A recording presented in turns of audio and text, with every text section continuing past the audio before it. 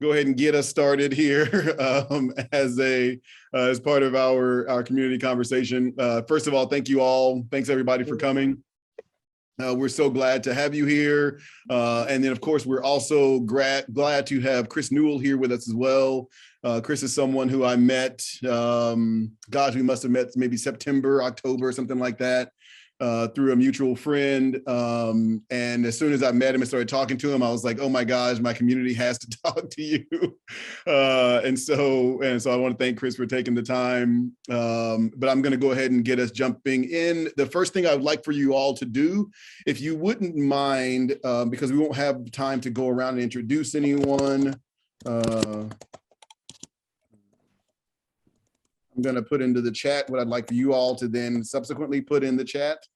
And if you don't mind putting into the chat your name and your organization / affiliation, if you are someone who is a board member or a staff member somewhere, we would love to know who is here engaging in this conversation with us. So if you don't mind just taking 10 or 15 seconds and putting that into the chat so we can see the community that we are part of. My name is Lacolian Washington.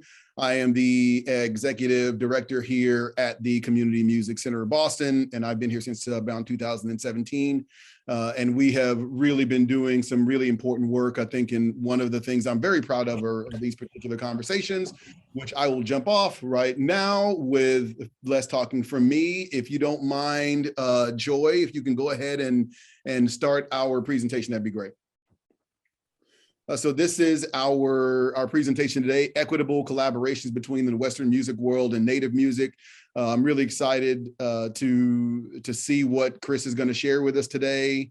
And I'm sure there's going to be a great presentation. Again, we have talked several times about it, so I'm glad to have him here for that.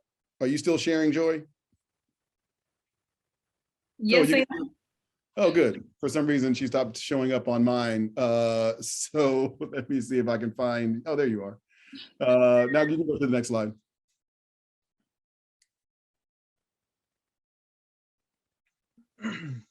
So this is the welcome. Welcome to you all. Welcome to being part of the Community Music Center of Boston, which is what you are part of today. So I want to welcome you all to us here at CMCB. And we'll go on to the next, Joy.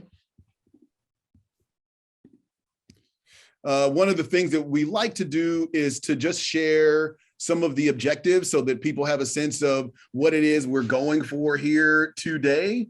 After a conversation with Chris, these are the two objectives for the day: to identify effective approaches to working with quote unquote Native American music. And Chris is going to tell us more about why the quotes. And then also to learn how to create equity and collaboration between these two worlds and how this collaboration can honor various cultures. And so Chris is going to be telling us quite a bit more about that as we go through today as well. Now I'm going to ask those of you who are comfortable, we're going to tell you a little bit about CMCB. I'm glad that the chair of our DEI committee is here. But one of the things that we have really been trying to do is find good language for describing what are the things that we believe from a diversity, equity, and inclusion perspective. And so we created this statement that's also on our website, but I'd love for us to have a moment I'll read the thing on the left. And if you are comfortable, I will invite others to read. So feel free to raise your hand. But I'd love for us to start to create, as we're going through, to create a safe space for us all to have our voices being heard. Something that CMCB is talking a lot about is valuing all voices. And so CMCB welcomes, includes, and values all voices. These voices will continue to include those from different races, ethnicities, sexual orientations, genders, abilities, faiths, nationalities, ages, and socioeconomic statuses.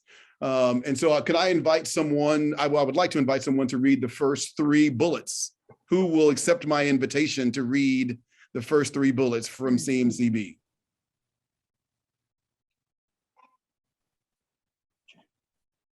I will. Thank you.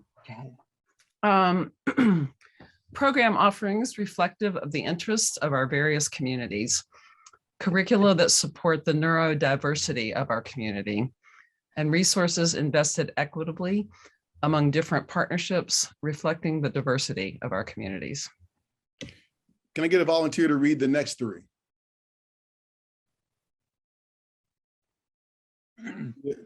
Yeah, you can unmute, Dick, and then then Vin will go after you. Thanks.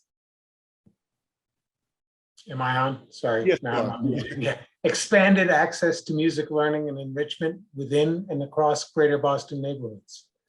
Assembling, creating, recruiting from a diverse slate of candidates for staff, faculty, corporation, and board member positions. Ongoing community conversations to inform our priorities. And Vin? Provides for the related evolving educational needs of our communities, create physical spaces that welcome, include, and ensure safety for all, implement feedback mechanisms which drive continuous improvement, and I'm actually having trouble seeing the last one. And I can read that one because it has a lot to do with me anyway. Employment and teaching practices that minimize the impact of implicit bias. That last one is so important because we don't say that we're going to remove implicit bias, because implicit bias is something that people just have. But what we can do is we can minimize and in many ways negate the impact of the implicit bias that people are going to probably have indefinitely. So thank you all for that. Next slide, Joy. And this is our land acknowledgement. At CMCB, we recognize that we are on the unceded territory of the Massachusetts, Nipmuc, and Wampanoag people, and we pay respect to their elders past and present. We acknowledge the truth of violence perpetuated in the name of this country. Please take a moment to consider the many legacies of displacement, migration, and settlement that bring us together here today. We make this acknowledgement as a step towards dismantling the legacy of settler colonialism and with a commitment to social justice. And this is actually a statement that we read at many of our large gatherings here at CMCB. You can go on to the next slide, Joy. And it's something that we're, trying to move beyond just making statements, but also doing work. And so we're really grateful to have Chris with us here today.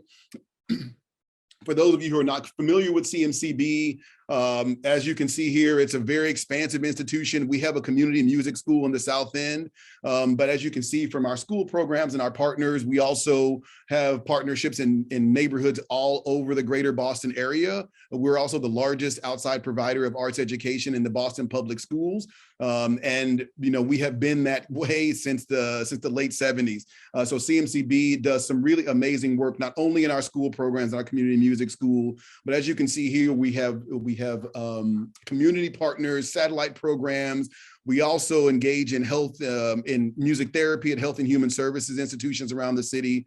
And so CMCB is doing a lot of really important work. And one of the things that we're really excited about is that as we're continuing our work with our school partners, we're engaging in more conversations about mental health relating to young people. And so we're really excited about that. And in addition to that, we also have a youth employment program as well, where we're giving young people an opportunity to actually learn how to work inside an arts institution while they're in high school and college. And so we're showing that there are all these various opportunities inside artistic disciplines as not just performing on the stage or creating works of art.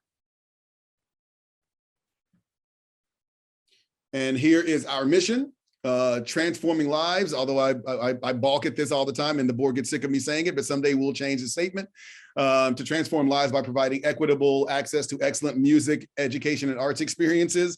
One of the things I share all the time is that we can't transform someone's life, but we can support them as they transform their own life. I think that's quite a bit of hubris for us to say that we can transform somebody else's life on their behalf. And so I enjoy but we support others as they transform their own lives. And our vision, as we're thinking about it right now, is we're supporting children, young people, and adults to engage in equitable, culturally inclusive, and learner-centered music education programs. And as you can read here, we're thinking about that from a lot of different perspectives, not just from a musical artistry. We wanted to make sure that artistry is the first thing, because musical artistry does matter, but then there are all these other things as well. So if you look at the bullets here, you can see musical artistry is at the top, but then also culturally inclusive and learner-centered music education, contributing to social emotional development, increasing wellness and well-being. And then, as I mentioned before, with our youth employment programs, developing skill sets for those who are interested in performance and non-performance based music careers, because we recognize that there should be more value placed on all of the components of the artistic practice, not just those that are the performative components of it. And so now I'm going to stop talking and I'm going to turn it over to Chris. Thank you so much, Chris. This has really been, it's been great getting to know you. And thank you for being a supporter for me, giving me a chance to bounce some ideas as we were thinking about a statement around Indigenous Peoples Day. And so thanks for being part of that conversation with me, but also agreeing to share some of your expertise with our community as well. So without further ado, I'll turn it over to you, Chris. Thank you so much. Round of silent applause for Chris. Thank you, Lacolian, and thank you to the Community Music Center of Boston for the invitation. It's truly an honor to be here. I'm coming to you from Mashantucket in Connecticut, which is the oldest continuously occupied reservation in the country, homelands of the Pequot people. So this is the Mashantucket Pequot Reservation, established in the year 1666. I'm originally from Madocnaguk, which is known in English as Indian Township, Maine. And I am Passamaquoddy, born and raised in the community there. And Passamaquoddy people are members of a larger group of tribes known as Wabanaki, which you will find Passamaquoddy, Penobscot, Mi'kmaq, Maliseet, and Abenaki peoples included in that grouping.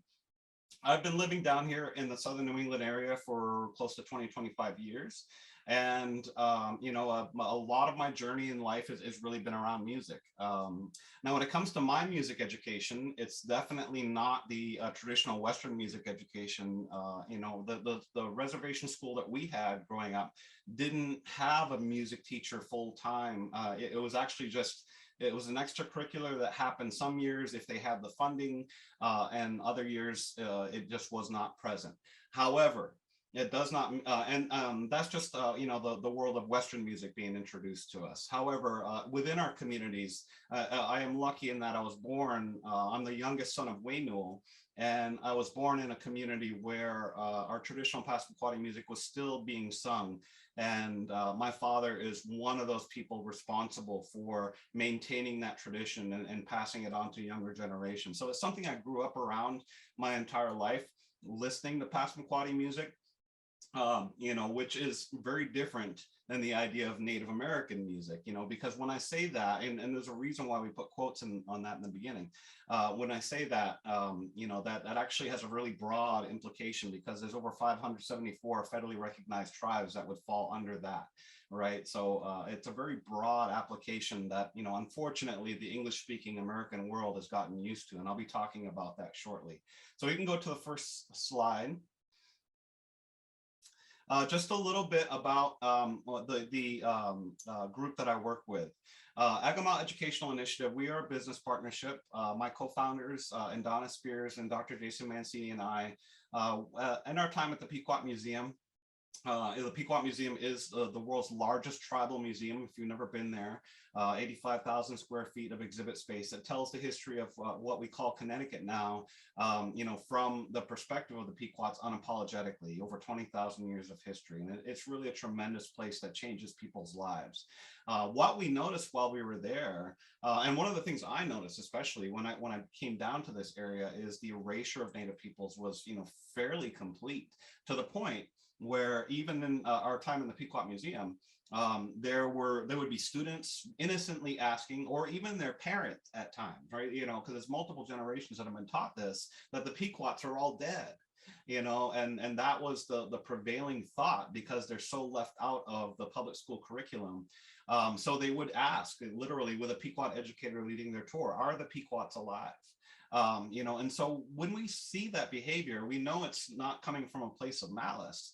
They're really inquiring, and wanting to know. And actually, when they leave the Pequot Museum, those children and those adults, are enlightened about a world where the Pequots are active participants, especially in the economy of the state of Connecticut with Foxwoods Casino and other things. and also active in, participation in daily life and our living community today. And that's a tremendous turnover, that happens. And students actually, even though they learn a very harsh history when it comes to the Pequot history, because we're talking 400 years of continual genocide, just starting to be overturned. At the end of the day, the students have a better understanding of how their state came to be. And they become really excited about it, so we really saw the need to unsilo what we were doing at the Pequot Museum out of the museum, just out into the world, and just have it to be taught as history, as education. And this goes, beyond, just museums, any place that where education happens. K through 12 schools, colleges, universities, museums are our forte, but we also work in media a lot. And I have a background in music. In fact, I left Dartmouth College as an undergrad. I initially started as an engineering major, and I left there with a deep interest in music, not graduating, and became one of the Mystic River Singers, which is how I ended up in Connecticut. We're based, from the Mashantucket community here with an intertribal drum group. So Akomawt is, a Passamaquoddy word for snowshoe path, and that's the symbol that drives our mission. Essentially, we are working in colonial institutions to help them create new learning paths to engage with Native content in a culturally competent manner. And that's really the big drive of what we're trying to do. And that kind of fits into my presentation here and all the overall work of what we're trying to do. And when it comes to collaboration between, Native musics, and I use plural on that, versus the music of the Western world, going back to historically the days of colonization, there's some bad habits that have unfortunately been formed. And I'll be talking about those in a little bit. Next slide, please. So one of the things I like to, open up, this is a question that we get, whether it's kindergarten teachers to PhDs to lifelong learners, you name it. If they are an English language speaker, oftentimes once we open up the space, I try to open up a space where any question can be asked. Because, as I said, there's been some bad habits that have gone into our education system, gone into the way we interact with Native musics and other things of that sort. And a lot of that has to do with the English language becoming the dominant language here in this land. And so the most popular question that we get, and either it's asked or it's just unasked, but people want to know, is American Indian, Native American, which one is the right one? And this goes into that first objective where we put the Native American in quotes.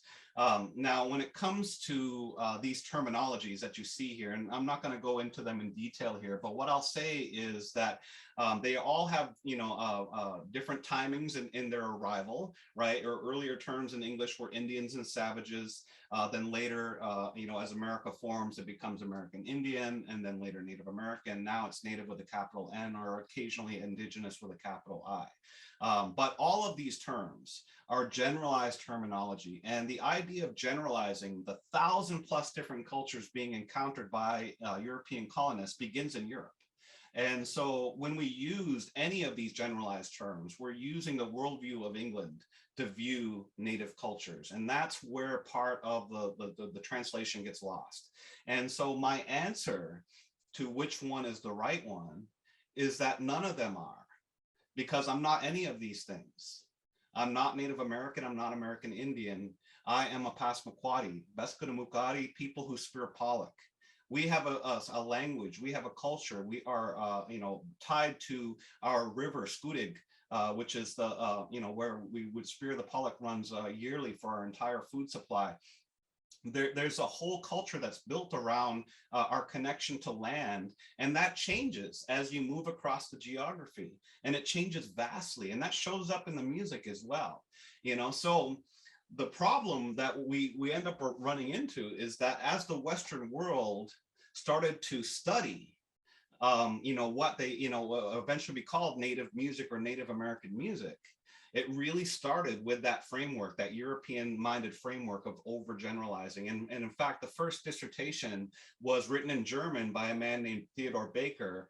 The English translation of his dissertation was Of the Music of the North American Indian.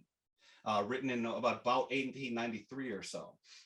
Now, the problem with that title is he was studying Seneca music, just one tribe. Yet that title, North American Indian, was given to it because that's the language that Europeans had. At the time, they were doing what they could with normalities of the time, but it led to a lot of overgeneralizing. So even though he's studying Seneca music, which is part of the Haudenosaunee, the people of the Longhouse and Longhouse music, he wasn't doing it. He was doing it under the umbrella of North American Indian.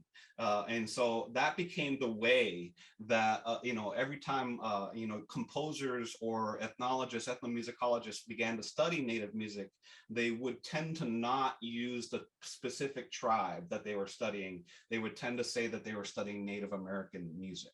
And once again, 1,000+ different cultures, that's a really big umbrella, to try to put everything under. And so that's one of the things I try to tell people is that when you're speaking about when you're speaking about Native music, be specific to the tribe you're talking about.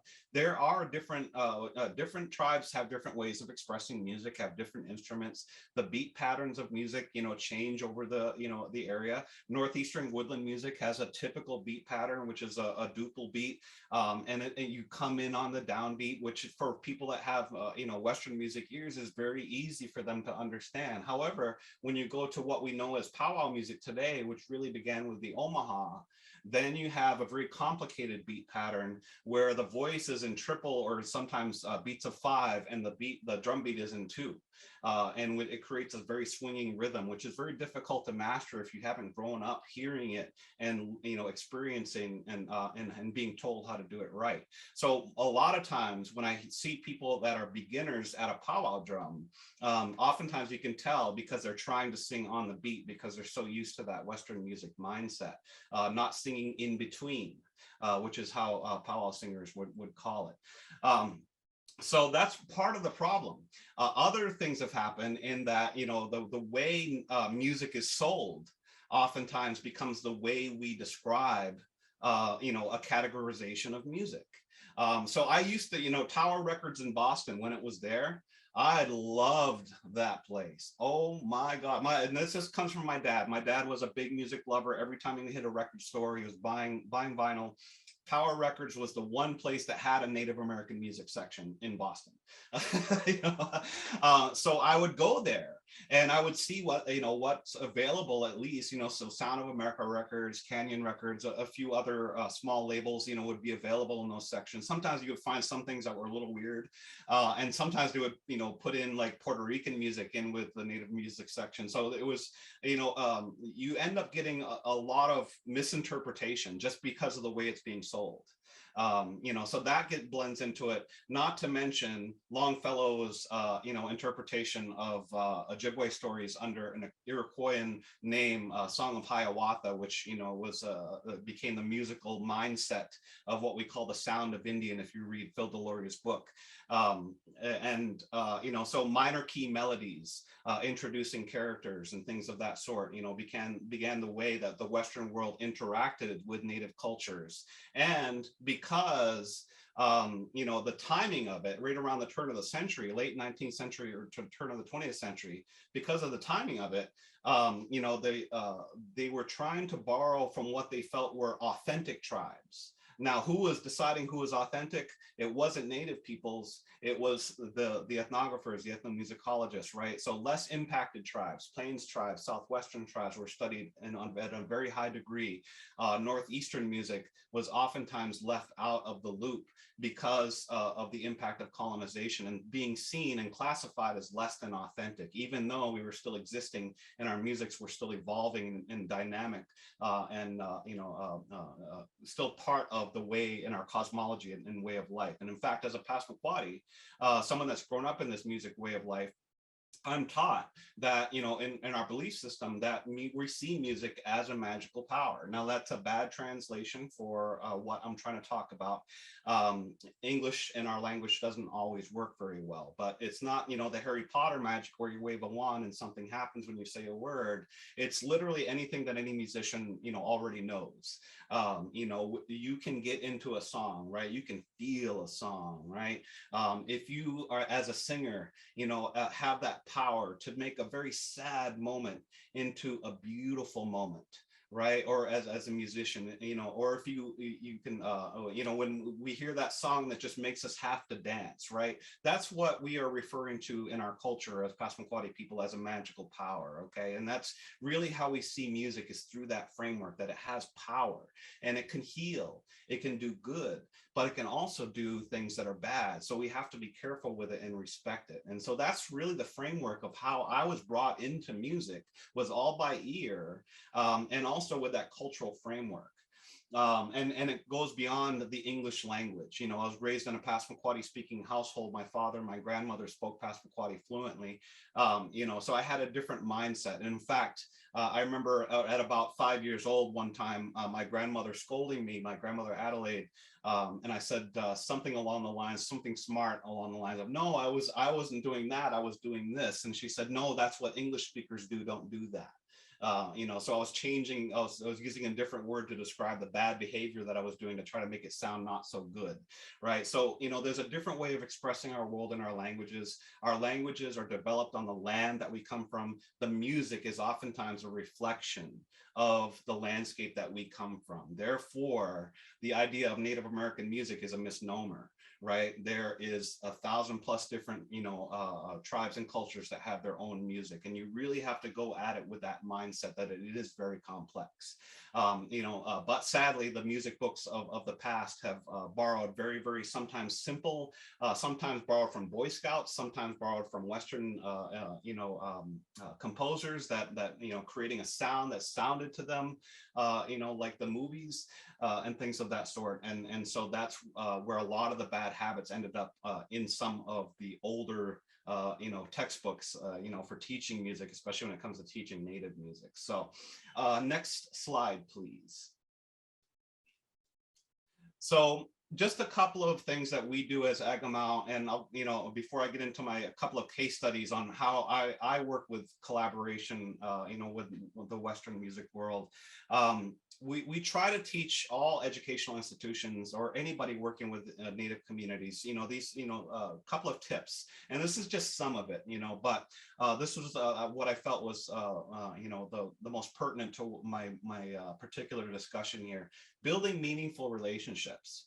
That's really what it's about, because no single person, right? I cannot speak for all Passamaquoddy people.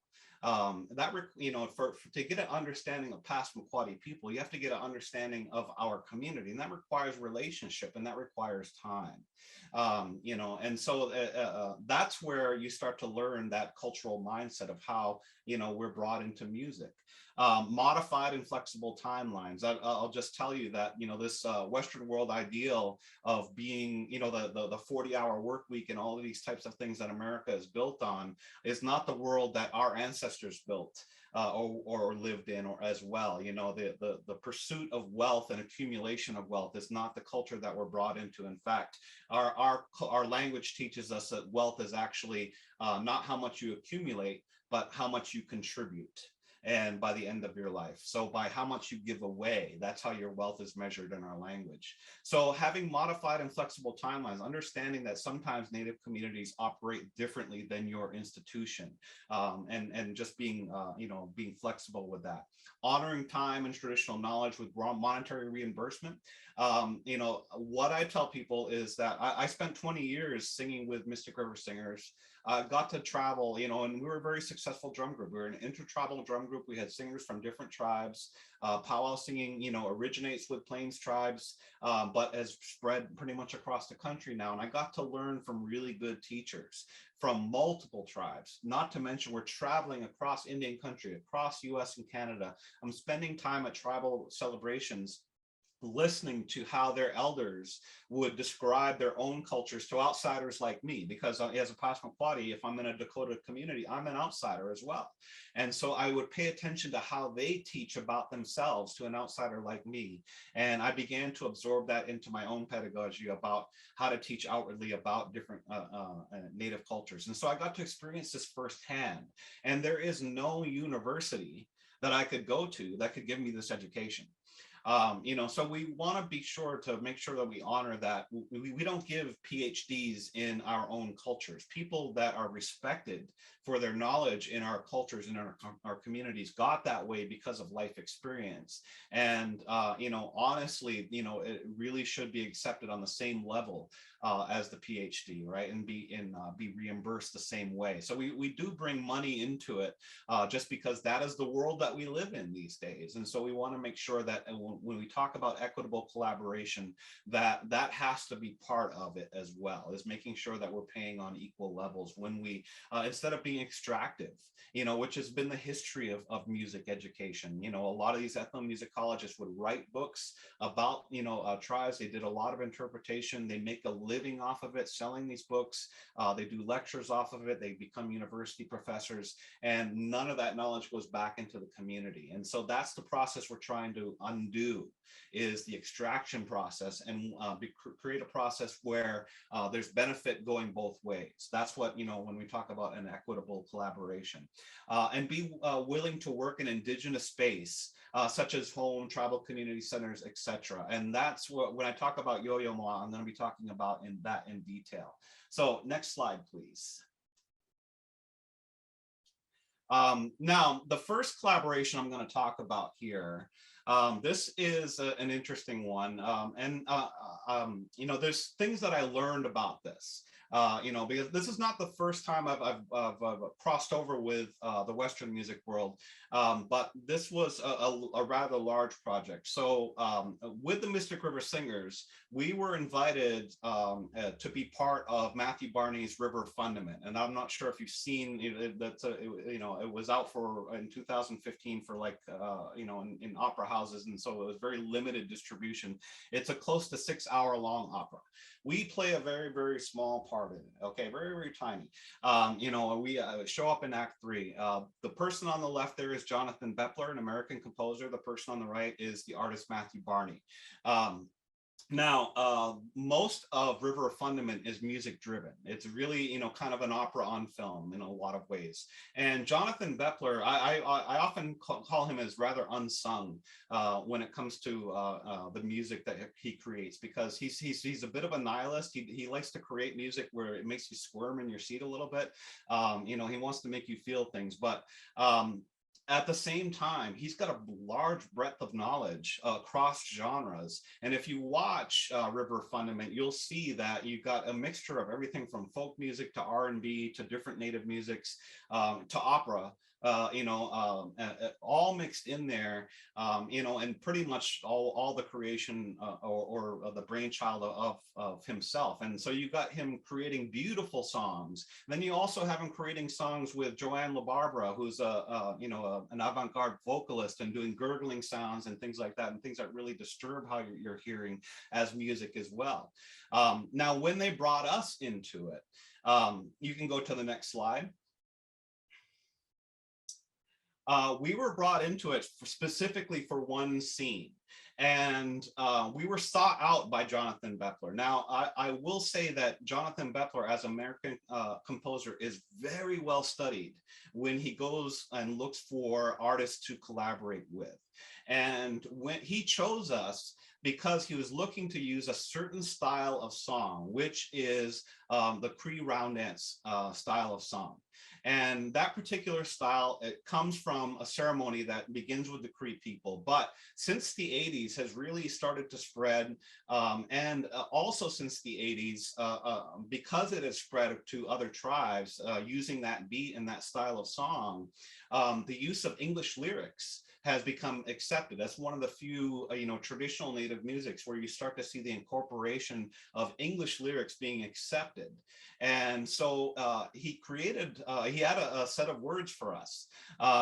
you know, came to us and said, you know, can you make a song out of this? Now, the reason why he chose us is that a lot of roundette singers, because they sing so high and they're straining their voices so hard, sometimes you don't understand all of the words, even if they're speaking in English and you're an English speaker. However, we made a roundette CD, and one of the things that we, you know, emphasized was the making sure that, you know, when we sung the words, they were all pronounced correctly. You could hear and understand everything that was being sung. That hit Jonathan Bepler's ear. That's why he came to us. And so you can go to the next slide. Now, in the production, originally, as you see right here, this is actual filming of the production. To their credit, I have no qualms absolutely with you know, the creators here. Matthew and Jonathan were awesome in the process here. They listened to us when it was necessary. And the way the scene was originally drawn up, we are kind of it's hard to explain, but we're playing a jury of Egyptian gods deciding between you know, who's going to be the next king here. And we're singing this roundette song as part of it that we created. And originally they wanted us sitting in chairs around the table, you know, to make it look more regal. You know, they have these high back chairs and things of that sort. But that's not an accurate representation of how this music is sung, because in the ceremonies where the Cree originated this, they sing standing up with these hand drums. And so we pushed back against that and said, I realize you've got a vision for the scene here, but the music will not be represented correctly if we're sitting down, and you're going to get criticized for it. And to their credit, they took the chairs out, they listened to us. And so what ended up happening here is we ended up creating a scene where the edit that ended up in the final film is a very, very short cut of what we actually filmed. If we were to create a movie of just this portion here, it would last about 6 or 7 minutes long. And the singing that we were doing was the song full time, 4 times through, with it starting low and it picking up higher and higher. And we sang it live the entire way through.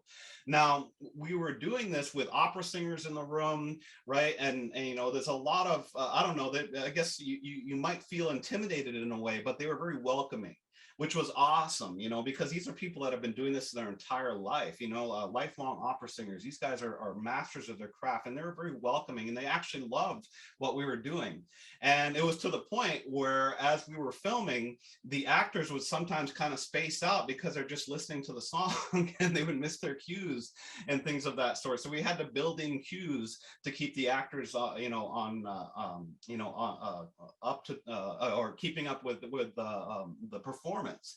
And so we ended up creating a song, and you can go to the next slide here. Now, typically when these roundette songs are created, they're usually, they can be funny, they can be about love, oftentimes, things like of that sort. This, you know, goes with Norman Mailer's book, Ancient Evenings, which has a lot, writes about, you know, Egyptian pharaohs and things of that sort. So we're talking about, you know, Matthew Barney incorporating all of this Egyptian mythology into the story of America. You know, it's a very avant-garde way of, you know, looking at things. This was a set of words that we were given. And let me tell you, as singers and people, you know, working with guys that compose songs, this is a long set of words for a roundette song, and it doesn't flow whatsoever. A lot of times, a lot of composers try to rhyme, you know, and do things of that sort. There's none of that going on here. But these are the words that Jonathan Bepler wanted us to use in the creation of the song. And so that's what we did. So we went to one of our best song composer, Tyson Merrick, who composed the melody for it. And it ended up becoming the title track for it. So if you look up the 8-minute long trailer, and it's not safe for work, by the way, just so be aware, but you'll find us singing this at the beginning of the trailer. So it became the title track of the entire film. And this is what we ended up creating with this collaboration. So once again, very strange set of lyrics to be given. However, Tyson was up to the challenge here, and I'm going to give you just a sample of what the song sounded like.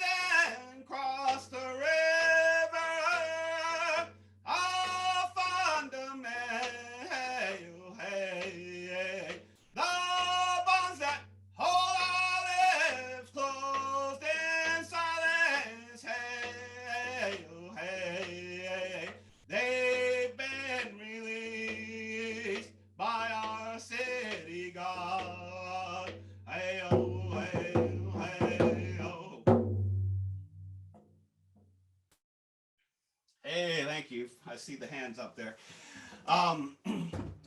So as you can see there, even with these two worlds so opposite, we could still come together, right? And there was a lot of trust that had to happen there because Jonathan didn't say, I want it to sound a certain way. He was smart enough to say, I don't have that expertise. I just need these words in it so it fits the film. And so he handed that over to us. And the first time they heard the actual finished song was in our first rehearsal at Matthew Barney's studio as we started to prepare to film the scene. And so they, you know, big smiles. They just loved it. And the way Matthew Barney works, he takes what gets created and he finds a way to put it all together. And he creates kind of a chaos and and films it. And so working with someone like that is really interesting, but one of the things that I was a bit frustrated about, and I'm constantly frustrated about with, the Western music world, is that oftentimes when we bring our traditional music in there, we're not given credit the same way that other musics are. So I have credited this song with the lyrics by Jonathan Bepler and the composition by Tyson Merrick. But if you were to look on the website, you're going to see this as composed by Jonathan Bepler. And performed by the Mystic River Singers. So that's where, once again, those bad habits come in. When you hear that word traditional, right? That, once again, that's the music industry speaking there. Because when they put something out and they put traditional on the CD cover, then in US copyright law, that makes it public domain. And so native music has been stolen multiple times over the years because of the thought of it as public domain. And one of the reasons why is that it's not properly credited to individuals, especially when they create an original composition. So that was a lesson that I learned, from this process here, to speak up, in these collaborations as we go forward. So we can go to the next slide. And this is where I get to the good part here, because this came out of nowhere in my life. I was the executive director of the Abbey Museum at the time last year. And in my mailbox, all of a sudden I get an email from Sophie Shackleton, who is the senior producer for the Office of Yo-Yo Ma. And it turned out that they wanted to have a meeting. And, so we set up the Zoom meeting, and I wanted to see what was going on. They wanted to ask a few questions, a few clarifying things. Nothing big started from that. Next slide, please. So the question that was posed to me is, Yo-Yo is coming to Acadia National Park, which is located, right on the island where the Abbey Museum is as well. Now that's Wabanaki homelands. That's the homelands of the people of the Dawn. And the question that I was posed to me, he was going to do, kind of surprise pop-ups at different parts of the park. Yo-Yo's going through a journey where, he's trying to explore the relationship between human beings, nature, music, right? Where are these crossroads? And in this journey, Yo-Yo definitely didn't want to leave Indigenous voices out. So the whole point of the meeting was to pose a question to me. What could Yo-Yo do with music that would be meaningful to Wabanaki people? Now, before I go forward, I'll just say that whenever you're going to collaborate with Native people, to do it from the outset, from the idea, right? That's where you're going to get the best results. Because too often Native people come into an idea that was already created and say, can you fit us in here? And I'll say that, going through this process of involving Indigenous voices in the shaping the idea creation is what will yield the best results. And that's what happened in this case. And it was a life-changing thing for me in a lot of ways. So, what could Yo-Yo do with music that would be meaningful to Wabanaki people? And you see this picture of the dawn here. Now, Wabanaki is an anglicized version in my language of Wabanaki, the people of the place where the sun first looks our way. As part of our cosmology, we are located in a geographical area of the continent where gets hit by the sun first. Well, our ancestors knew that. And so part of our cosmology is that we are to welcome the sun with music. So my suggestion, I was never going into this with the idea of collaborating. My suggestion was for Yo-Yo to experience playing his music as the sun rose on the coast. So that was my idea that I put out there. Sophie took that back and then said, Yo-Yo might want to, do a little bit more. So I brought in a young lady from one of our communities, Lauren Stevens, and then they also wanted a storyteller. So I brought in linguist Roger Paul, who's also an elder of mine and somebody respected by my father very much, and to come in. And then we had another meeting, and Yo-Yo showed up to the Zoom meeting. And in that Zoom meeting, it began to, become apparent that we were making a small community in and of ourselves. We got to know each other. We were joking around. We were laughing. And in the end, Yo-Yo asked if we could all perform with him.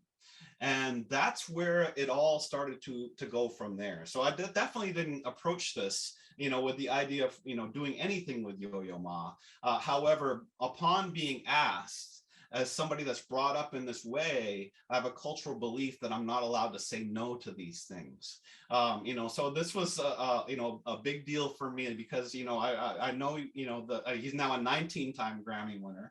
So we got to update our bio that we put out for him. But I realized that the scope of what was about to happen here, but I couldn't say no to it as large as it was, and so I jumped in with it both feet. And that's where the whole collaboration came about, is literally from those conversations and from Yo-Yo just being Yo-Yo. He's as he's depicted publicly, he is that way in person. He is genuine. And because he's such a real human being, I think that's why we all connected on such a level. And so that's why it made it seem so right that we do all of this together. So this was an experiment that we were creating, I'm going to be showing the film that is part of the the production that came out of that experiment. Now, when we began this experiment, you go to the next slide. These are the performers. When we began this experiment, we got together for rehearsal. And Yo-Yo and Sophie had handed over the writing of the sunrise performance. That there's just that one performance that we were collaborating on, actually, to me, which was a sharing of power. That's necessary. Once again, right? That there was literally Yo-Yo's office and Yo-Yo saying, "We see you on the same level, and we're going to have you and treat you that way in this collaboration." That was very meaningful to me in so many ways. And so once again, I put everything I could into it, and ended up writing the performance with the idea of welcoming the sun, with Wabanaki performers, storytelling, flute players, and it was developed into about close to a 45-minute performance that I ended up writing. Now, when we got together for rehearsal, the Wednesday before all of this was going to happen on a Friday morning, Yo-Yo had these other performances already lined up. And he comes to me, and asks questions and things like that. Why did you write this? What's the story behind that?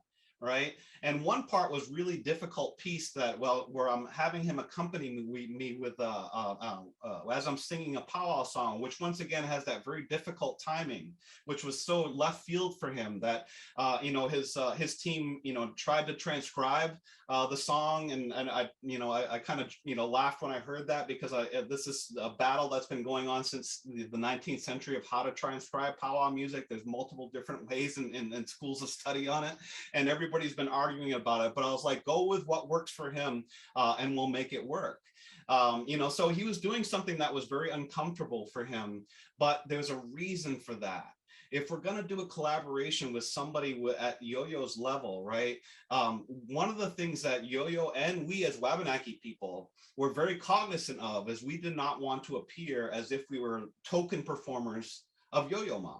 that this was an equitable collaboration here. This was, on equal levels. And so I included writing that particular piece in there that you'll see in the film as a way of humanizing Yo-Yo, because sometimes, we put people on pedestals, right? And we tend to put them, very high up. And one of the things my father would always talk about, because that was done to him throughout his life, he would actually tell people that I actually feel sorry when people do that to me, because they don't see my imperfections. They don't see how I'm more like them than different. Right. And so that was where that cultural teaching that I got from my dad, bringing Yo-Yo Ma into that. Yo-Yo, to his credit, said, I'm going to go for it. Whatever turns out, I'm going to go for it. And it turned out to be a beautiful thing. Now, he had these other performances also set up. This is at the Jordan Pond restaurant in Acadian National Park. He had a piano player, Solon, performing with him as well, and decided to write me and Roger into the performance there. So this was me, and in this particular instance, taking what I know about my cultural understanding of music and putting it into a Western music performance here. And it was really interesting how we did this. And you can, there's a YouTube link that actually caught it, and we'll put it in the chat for you. You can actually go and see it at some point if you want. But in the creation of this, we conspired together on this, that, Yo-Yo and Solon already had their performance already set out, what pieces they were going to play. But how do we incorporate Roger and I in this? And so the way we did is we snuck in on everybody. Yo-Yo's got a hat on, you can see there, right? Nobody knew that it was him. And as we snuck in, it began with me singing one of our traditional Passamaquoddy one of our traditional Passamaquoddy songs that we use to dance to, and then Roger telling a story. And so to the audience, it was an Acadian National Park cultural performance of Wabanaki people. And Yo-Yo kind of wanders into the performance with his cello and his hat on and starts, kind of matching the rhythm. And then all of a sudden it takes off into a composition, a brand new composition that a friend made. And then I was involved in that as well, because I as part of the performance, I had to read some Emily Dickinson poetry. So that was me, giving myself up to his world, right? And so that really set up the success, I think, of that sunrise performance. Next slide, please. So these are the performers that we had. I don't want to go through this without at least mentioning who they all are. That's me on the far left, Matt Dana. Lauren Stevens is the young lady I mentioned with a beautiful voice that's featured in the film. Hawk Henry's in the center there. He's the flute player you'll see. Rolf Richter is another flute player. Lynn Mitchell, and then Roger Paul is there on the right. And these are all the Wabanaki performers that were part of this performance. The performance took itself, as it went through sunrise with Yo-Yo performing with us, went about 45 minutes or so. And then we included a meal, and then we had a talking circle. Now, the magic of music here, magic of Yo-Yo Ma especially, right? We're doing this, and Acadian National Park has an idea. They say, can we invite Secretary Deb Haaland? We're like, sure. We got like 3 weeks to the performance. Sure, go ahead, not expecting anything. And real quickly, she said, yes, she's coming. We're like, oh, no, okay, this is a new thing here, because now we're having this performance that is so culturally based, right, of a collaboration with Wabanaki peoples in Yo-Yo Ma, and now the first Native American Secretary of the Interior. And by the way, that one position, dictates my day-to-day life as a Native person in this country here. The BIA is under the Department of the Interior. So Deb Haaland being in that position is historic. So what that meant was the idea that we originally were going to go with a pop-up sunrise performance where 20 people, that were there would have just got lucky and caught it. Now Deb Haaland is coming. So that meant we had there, some other protocols to observe, sanctity of the government to government relationship to preserve sovereignty. So we invited all the tribal leadership. And then Deb Haaland, as Secretary of the Interior, let the delegation from the state of Maine know that she was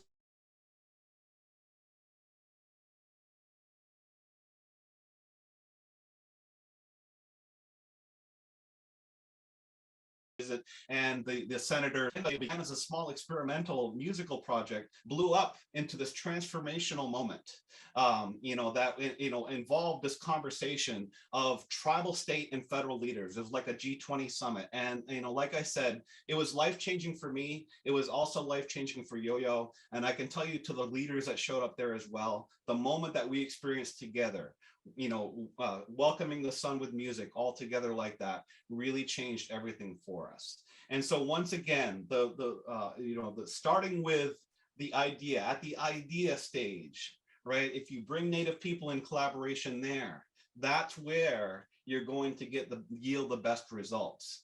And that's going to be showcased here in the film. So last slide, I think I have one more picture. Oh, and I didn't want to leave out the land, okay? Because that's an important part of the story as well, because we did this, not knowing what the weather was going to be. We could have got rained out, but we were planning to have this outside no matter what.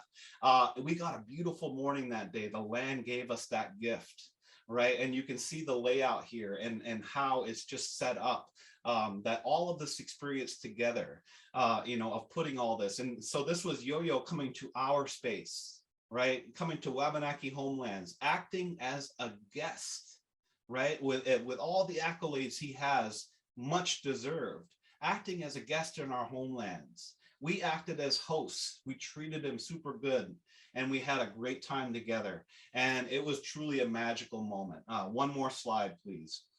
And you can see the beauty that came out of, some of the imagery that was included there. So Lacolian. Man. Damn. Right. Sorry. Well, thank you. First off, thank you so much for sharing that with us. I know that I am different now, having experienced that. And so I just want to thank you I want to start off by thanking you for that. And I'll ask one question, and I'll invite others to ask questions as well. Please feel free to put any of your questions in the chat, or you can ask directly just by raising your hand.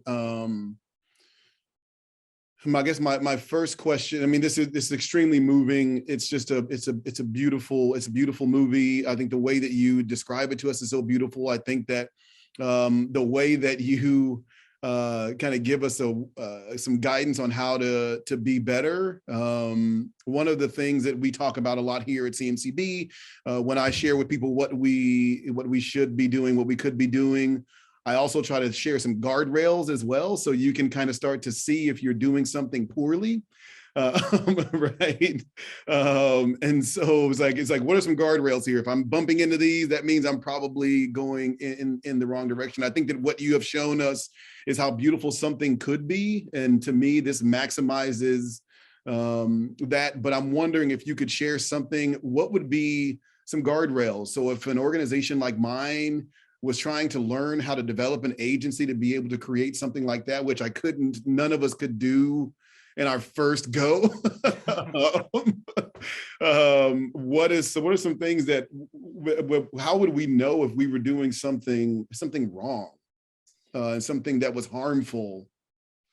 Yeah, I mean, even, in the creation of this, the road was not perfect.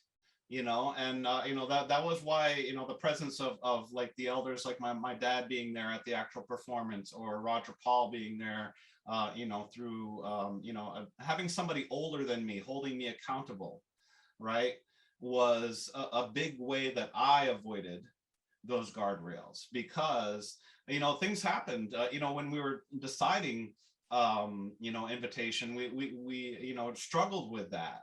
And it was Roger that came in, with basically, kind of coming down on us, like, our older generation does, saying that, there's a whole lot of reasons why, it should be done this way. And, so I humbled myself in that moment. The rest of us all did as well.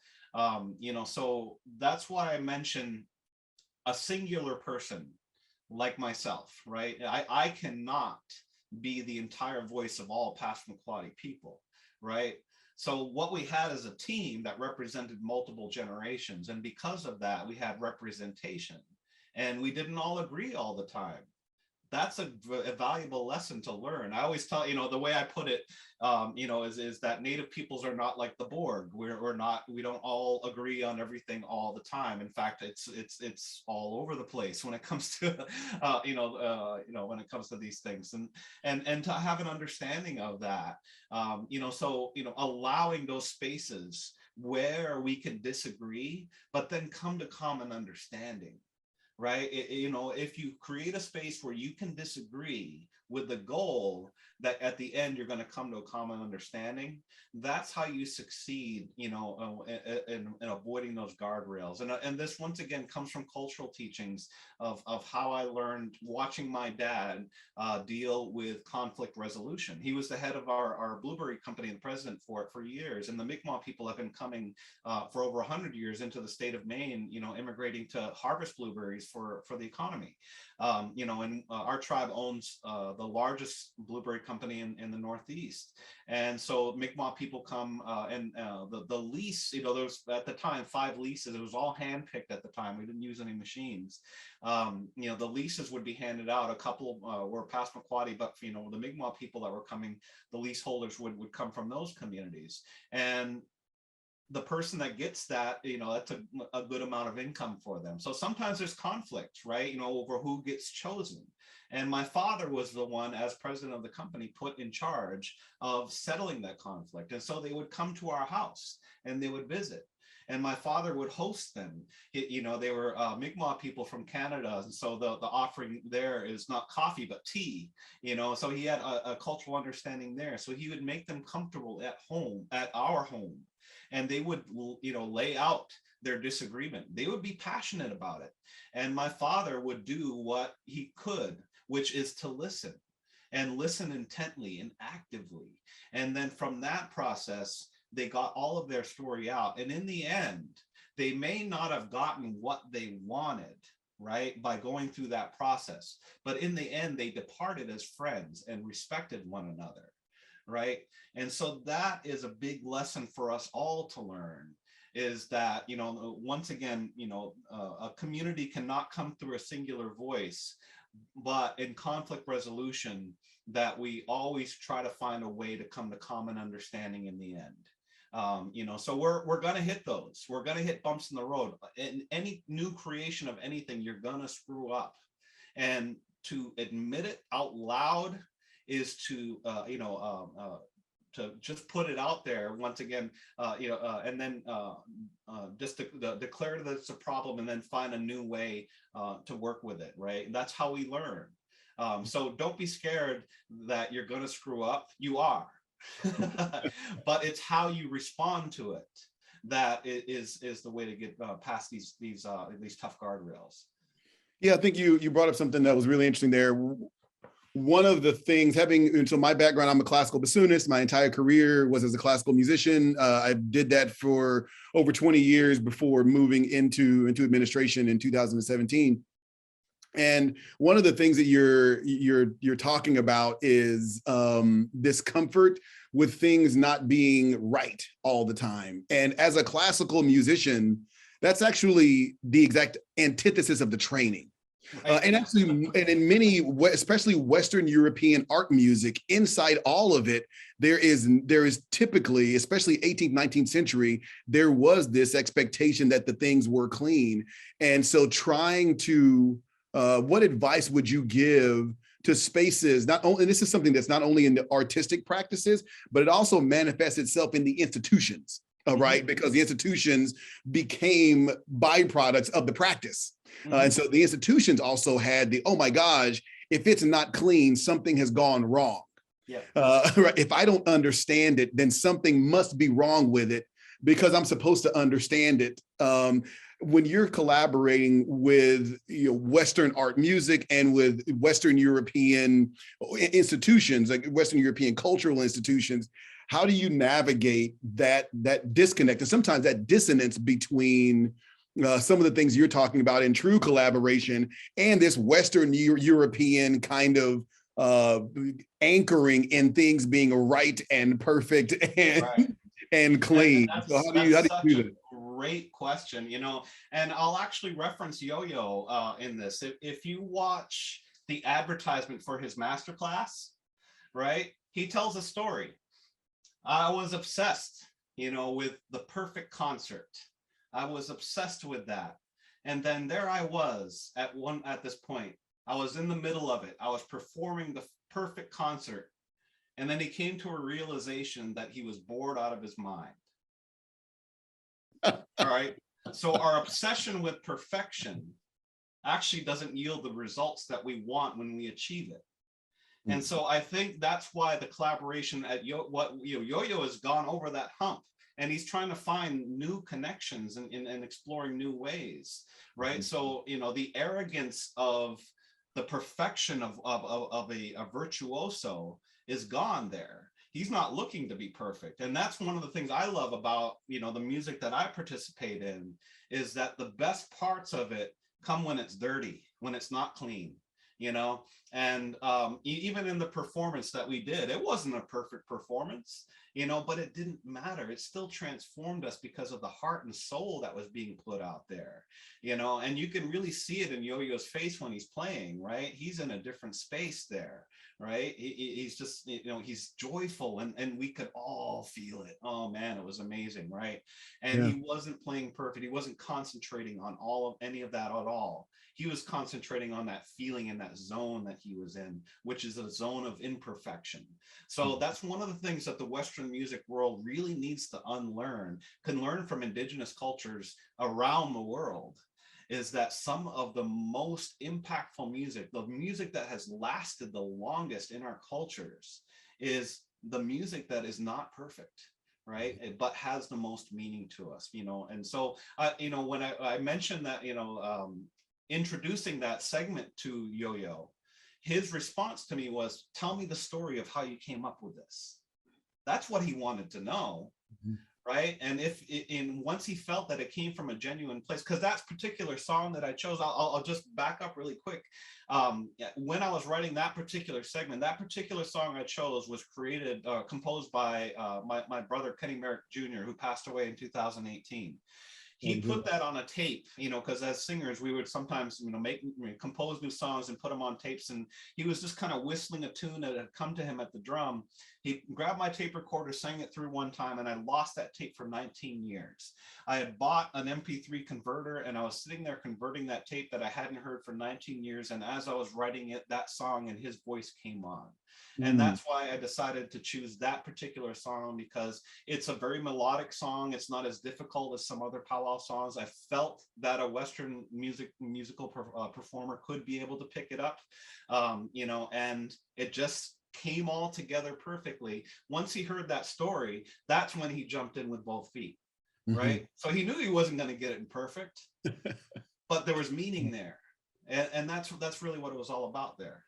No, that's before I open up to any questions from folks who are here. One of the things you mentioned was there's a bit of this arrogance, and I like that as it relates to that perfection, that pursuit of perfection, and sometimes there is a bit of that. One of the things I share a lot, and you mentioned boards as well. One of the things that I mentioned, I was doing some work with a board, not my own board because I have board members. So I'm not talking about y'all.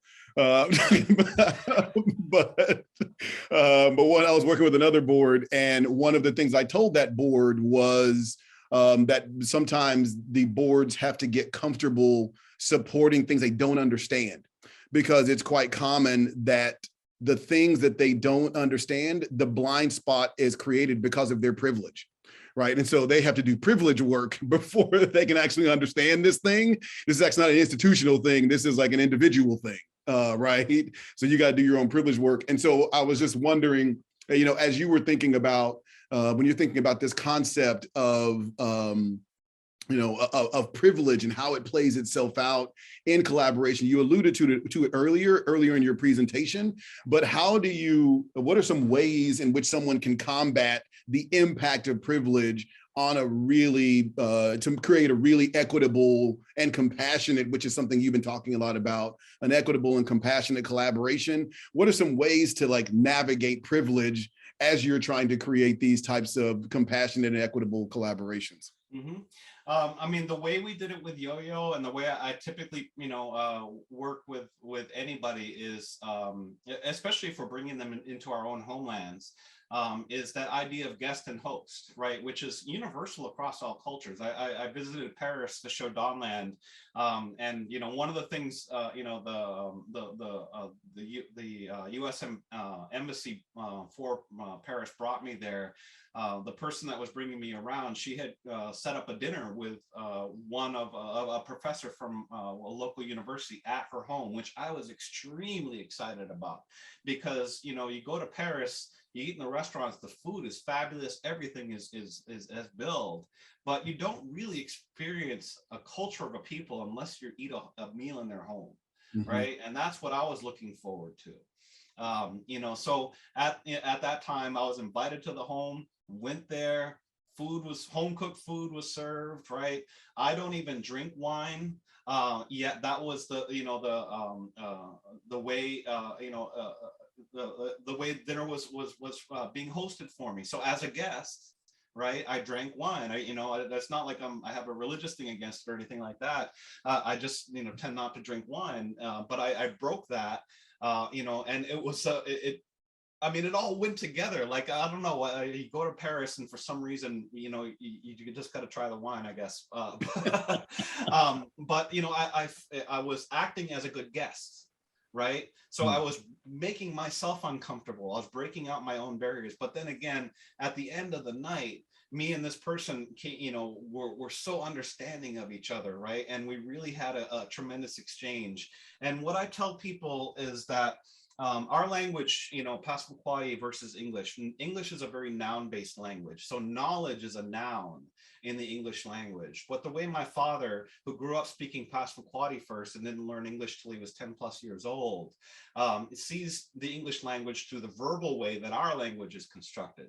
And so he would define knowledge as the energy that gets created between us when we are having conversation. Therefore, it's an active process that you're engaged in. It's a verb. Knowledge is a verb in his understanding of the world. And that's where I come at it, is that, be a good guest, be a good host, right? If we can just keep it that simple, then we're going to go a long ways to finding the common grounds of how we're more alike than we are different. Wow, that's beautiful. Knowledge is a verb.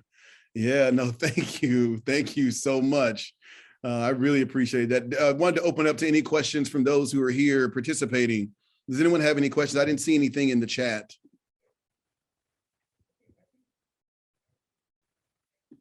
Have I stunned everybody to silence? I'm sorry, I talk a lot. So Young. Hi, So Young. Sure, please. Hello, Chris, thank you so much. That was so beautiful. I had to keep myself from crying. It was so amazing. Thank you. So what struck me about the process that you were describing is how organic it is. Like, you didn't know when you started where it was going to end up, but you had a trust that it was going to end up somewhere better. And I think what I find frustrating as an administrator and someone who has to write grants and ask for money is that you have to know the ending of the story before you've even begun, in terms of creating a budget and in terms of creating a project narrative and so on. So I just wondered, maybe this is a question for you, Lakoya, more than for Chris. How do you navigate that space of trying to convince your board or funders or whoever around you who hold the power to make the project happen that you don't know, and that it's worthy of being funded even if you don't know the ending? Mm-hmm. Does that make sense? Yeah, no, I totally get that language. I'm, as a former head of a nonprofit, I'm definitely there with you when you're describing that. And I would just go back to my earlier advice that at the idea stage, before you're even grant writing or we're going after the grant, when you saying, we might have an idea that a collaboration would work here. Before you start writing anything down, bring in those people that you have built relationships with. So it goes back to that, that you really have to build relationship. That takes time. Okay. And it takes work. But when you do, you can bring those people in at the beginning, at the idea stage, right? And then you end up co-creating the idea that becomes fundable. And once again, your desired results are going to end up better. And even if you're creating something brand new and you're just imagining it, you know, in any grant project, you start at one place and you end up in another, right? And most grant funders are okay with that if it improves along the way. You know, so I wouldn't, you know, don't get too scared, but I would, you know, I definitely encourage you to follow the process of making relationships with community members at different levels, you know, young people, old people, just be friends, you know, have a meal in their house if you can, you know, like just those types of things that happen over time. But, you know, there are those of us like my colleagues and I that are kind of the bridge, right? We saw the need in this particular region, especially that, you know, an organization like yours might want to make a relationship with the local Native community and just have, you know, been stuck on getting that process started. And that's one of the things we do is we try to give you the tools on how to do that for yourself and then let you go from there, you know. So there is organizations like ours that exist. There's more of them coming up these days that are becoming the bridge, you know, for making those relationships, those long-term relationships happen. That'll be where, you know, your best funded ideas, right? The one, you know, and I'll tell you as somebody that reviews a lot of NEH and NEA grants, that the reviewers are oftentimes looking for that. You know, did they bring the collaboration in at the inception, or was it an afterthought and they just writing a letter of intent or something like that? It does show up. Super, thank you so much. And I'll just, before as we close out, I'll say one last thing. I know on our end, I never, I try to avoid, what was it someone told me? Someone told me in board meetings, don't ever send something to a vote where you don't know how they're going to vote. Right, so do all that work beforehand. The other one I think in that is, you know, with funders, I talk to the funder first and really try to create relationships with funders to ensure that they know these are the things we're talking about doing. Where do we stand in that? Because most organizations, I'm sure Rocky Ridge does this too. You do lots of different things. And so some funders would be like, oh, I would actually support that if that was a thing, but considering the funder to be a collaborator also. So they're not an answer. They're not the thing to try to figure out. They're actually a collaborator alongside you and your community partners as well. And viewing them that way tends to generate a little bit more success, I think. I know it has for us anyway. Because again, they're not these scary folks with bags of money. They're also trying to solve for some of the same things that we're trying to solve for as well. And they also have bags of money. Great point. Thanks, LaColleen. Thank you all. And gosh, thank you all. I wish we could be here all night, but I want to thank you all for being here with us. And, you know, and Chris, I want to thank you for being so humble and so genuine in your presentation tonight.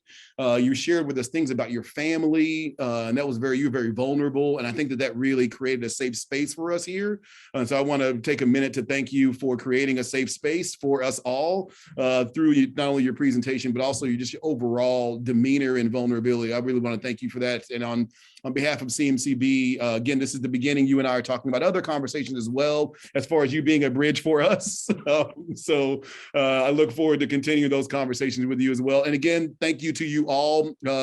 Please stay involved with CMCB. We're still continuing to do some great work. We recognize that, you know, statements aren't enough. This is the next phase for us, just to get a better understanding so we can know better, so we can do better. And so again, you know, we're hoping to model for other institutions as well. As you're thinking about your own futures, we want to be part of that with you as well. So again, thanks everybody. See, half of the several staff members are here, so I'll see you at work tomorrow. And those of you who are not our staff, thanks a lot so much for coming, and wish you the best. And please come to our next community conversations. We have some coming up in May and in June. Thanks a lot, everyone. Have a nice night.